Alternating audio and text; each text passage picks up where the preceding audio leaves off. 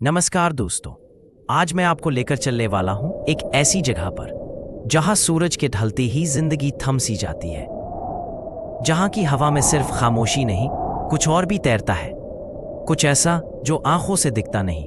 कहते हैं भानगढ़ का किला सिर्फ पुरानी दीवारों का ढेर नहीं, बल्कि एक श्राप है जो आज भी जिंदा है। मैं खुद गया था वहां, और जो कुछ देखा, सुना, महसूस किया, शायद उसे मैं जिंदगी भर भूल नहीं पाऊंगा। राजस्थान के अलवर जिले के अरावली की पहाड़ियों के बीच भानगढ़ का नाम सुनते ही लोगों के चेहरे पर एक अजीब सा रिएक्शन आता है। दिन में यह जगह जितनी शांत दिखती है, रात में उतनी ही अलग। मैं खुद कई लोगों से इस जगह की बातें सुनी है, गाइड से, गांव वालों से और कुछ पुरानी रिपोर्टों से भी, और सबका जो मिक्स मिला वह नीचे दे रहा हूं। मंदिरों के छिन्न भिन्न हिस्से, बाजार के स्तंभ, ये सब पुरातात्विक नजरिए से प्रमाणित हैं। एएसआई ने यहाँ बोर्ड भी लगाया है, सूर्यास्त के बाद और सूर्योदय से पहले प्रवेश निषेध। और आधिकारिक बात यह है कि यह सुरक्षा कारण से लगाया गया है। किसी ने अगर कहा कि यह सिर्फ पर्यटन हाइप है तो ठीक है, पर असलियत यह भी है कि रात में वहां सच में खतरों के कारण लोग नहीं जाते। दीवार गिरने का, जंगली जानवरों का और बस सुनसान होने का। मैंने जिन स्थानीय लोगों से बात की वे भी यही बात दोहराते हैं, लेकिन उनके शब्दों के पीछे कुछ और आवाजें भी झलकती हैं। इतिहास जो दर्ज हुआ है वह यह है कि भानगढ़ का विकास लगभग 16वीं सदी के आसपास हुआ। कहानियों में इसका संबंध आमेर और जयपुर के राज परिवार से जोड़ा जाता है। राजा माधो सिंह का जिक्र आता है। यहाँ कभी बाजार चलता था, लोग आते जाते थे और एक सामान्य सी बस्ती थी। पर जिस चीज ने इसे अलग पहचान दी वह वो लोक कथाएं रहीं जो पीढ़ी दर पीढ़ी बताई गई। रत्नावती कथा और बालूनाथ कथा, दोनों ही किस्से अलग अलग लोगों की जुबानी सुनने को मिलते हैं और दोनों का असर आज तक पाया जा सकता है। पहली लोक कथा में जैसा लोगों ने बताया, राजकुमारी रत्नावती की खूबसूरती की चर्चा थी। कई पुराने गांव वालों ने जोर से कहा कि वो बहुत ही खास थी। ये बयान एक तरह से ऐतिहासिक लोक कथा का मेल है। उसी किस्से में एक तांत्रिक का जिक्र आता है।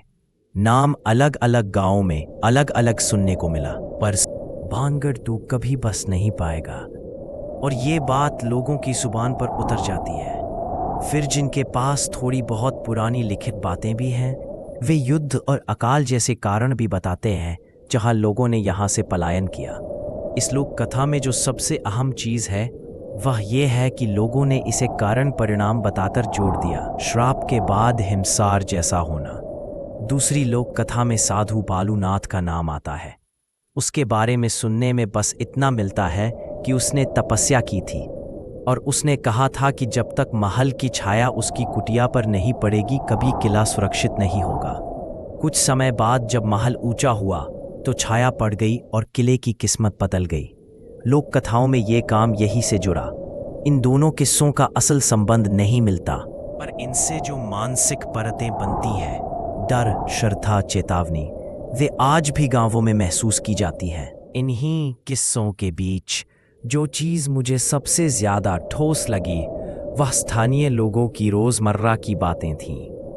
अलवर के आसपास के गांवों के बुजुर्ग अक्सर शाम में कहते हैं, सूरज ढलते ही भानगढ़ के पास ना जाओ।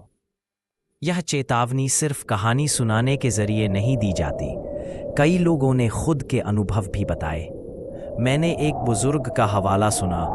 उसने कहा कि उसके दादा के वक्त एक शख्स रात में गया था, ये साबित करने की कुछ नहीं है। अगले दिन उसकी लाश मिली।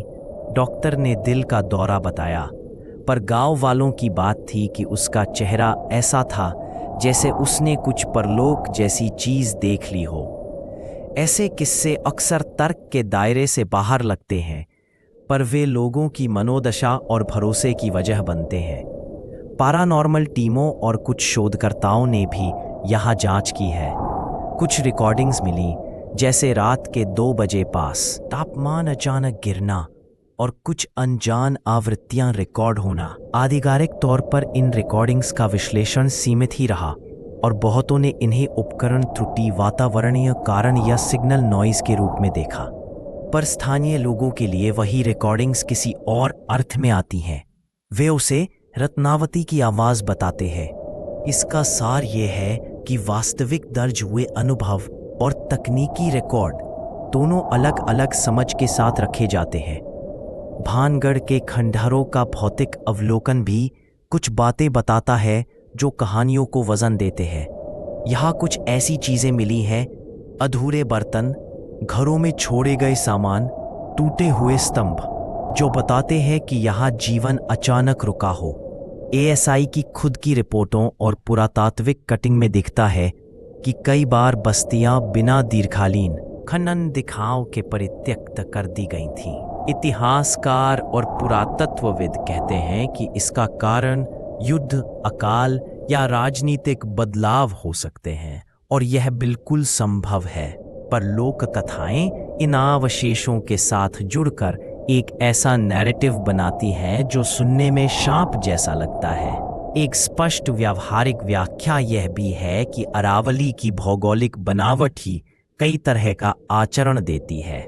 गहरी खाइयां, संकरी दरारें और ऊंची चट्टानें हवा के बहाव को अजीब बना देती है।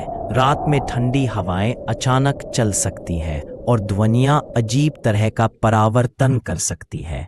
यही कारण है कि कुछ रिकॉर्डिंग्स में आवाजें और तापमान में उतार चढ़ाव दर्ज होता है। इसके साथ ही मिट्टी और चट्टानों की कुछ संरचनाएं मैग्नेटिक बदलाव दिखाती है। वैज्ञानिक इसे जियोमैग्नेटिक अनोमली कहते हैं और इसका न्यूरोसाइकोलॉजिकल प्रभाव लोगों के डर की अनुभूति को। पर यहाँ जो बात दिल पर छाप छोड़ती है वह यह है कि इन व्याख्याओं के बावजूद स्थानीय लोग और विजिटर जो रात्रि के समय अनुभव करते हैं वे वास्तविक सी लगती है। कई पर्यटक बताते हैं कि किले के अंदर चलते ही हवा अचानक ठंडी हो जाती है, हालांकि बाहर की गर्मी रहती है। कुछ ने महसूस किया कि जैसे कोई उन्हें देख रहा है। एक अजीब सी बेचैनी, गले में उभरी हुई सिहरन। दिन के वक्त ये अनुभव नहीं होते। रात ही ऐसा समय है जो बदल देता है। यह अलगाव दिन बनाम रात बार बार किस्सों और रिकॉर्डिंग में आता है और यही चीज भानगढ़ को अलग बनाती है। कुछ घटनाएं जो मैंने अलग अलग लोगों से सुनी और जो रिपोर्ट्स में भी थी वे हैं मंदिरों के पास कभी कभी बिना कारण घंटी की गूंज, दूर से दीपक की हल्की रोशनी दिखना जो सुबह गायब हो जाना, महल की ऊपरी मंजिल पर किसी का साया दिखाई देना पर कैमरा उठाते ही गायब हो जाना, और रात के समय अचानक उपकरणों का कैमरा के बैटरी खत्म होना, रिकॉर्डिंग फाइल का करप्ट होना। पर कुछ मामलों में रिकॉर्डिंग बनी भी रही और उससे कुछ अनोखे सिग्नल आए। वैज्ञानिक समुदाय ने कहा है कि इन सिग्नलों का स्पष्ट रूप से अलौकिक होना सिद्ध नहीं हुआ है, मगर ये सारे रिकॉर्ड और अनुभव मिलकर एक ऐसी परत बना देते हैं जिसे लोग अनुभवजन्य सत्य कहते हैं। एक बात जो मैं साफ कहना चाहता हूँ, मैंने कोई भी ऐसी घटना नहीं जोड़ी जो मैंने खुद या विश्वसनीय रिकॉर्ड से नहीं सुनी। जहाँ लोगों ने किसी नाम का जिक्र किया, जैसे रत्नावती, बालूनाथ, मैंने वही नाम रखा। पर जहाँ भी शंका संदेह था, मैंने लोकमानस और आधिकारिक व्याख्या दोनों रखी। जिन हिस्सों में लोग कहते हैं कि किसी की लाश मिली, मैंने यही लिखा कि लोक कथाओं में ऐसा बताया गया और स्थानीय लोग यही मानते हैं। पर मैंने कोई नैदानिक दावा नहीं लगाया कि डॉक्टरों ने क्या निष्कर्ष निकाला, सिवाय उनके सामान्य रिलेबल स्टेटमेंट के। भानगढ़ में दिन के समय जो दिखता है वह मनमोहक और पुरातात्विक रूप से महत्वपूर्ण है। तेज नक्काशी वाले पत्थर, मंदिरों के अवशेष और बाजार के स्तंभ। पर रात की ओर कुछ अलग मौजूद है। भारतीय गांवों की चौपालों में जो बातें कही जाती हैं वे रात की तरफ जाने से रोकती रहती हैं।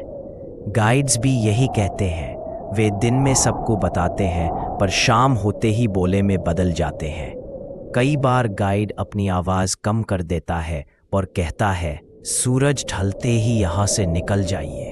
मैंने खुद ऐसे लोगों को देखा है जो दिन में मुस्कुराकर कहानियां सुनाते हैं, पर जैसे ही रात के बाद की बात आती है उनकी आवाज में हंसी की जगह थोड़ा भय आ जाता है।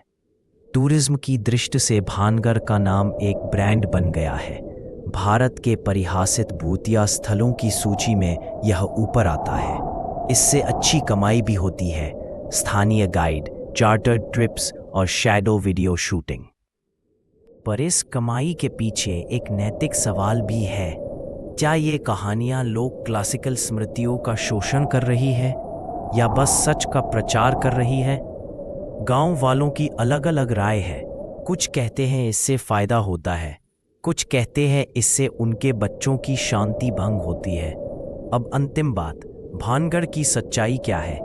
मैं तुझे एकदम स्पष्ट तरीके से कह दूं, अगर तुझे कोई बताए कि उसने वहां जो किया वह अलौकिक साबित कर दिया, को उस दावे के पीछे ठोस वैज्ञानिक प्रमाण मांग। पर अगर तुझे कोई स्थानीय बयान दे कि उसने कुछ सुना, देखा या महसूस किया, उसे भी अनदेखा मत कर। दोनों बातें एक साथ चलती हैं। इतिहास ने इस जगह को छोड़ा है। भौगोलिक परिस्थितियां यहाँ की ध्वनियों और हवाओं को अलग बनाती हैं। वैज्ञानिक माप कुछ विचित्र नियम दिखाते हैं और लोक कथाएं उन घटनाओं को ऐसे जोड़ देती है कि श्राप और आत्माओं का विचार जन्म ले।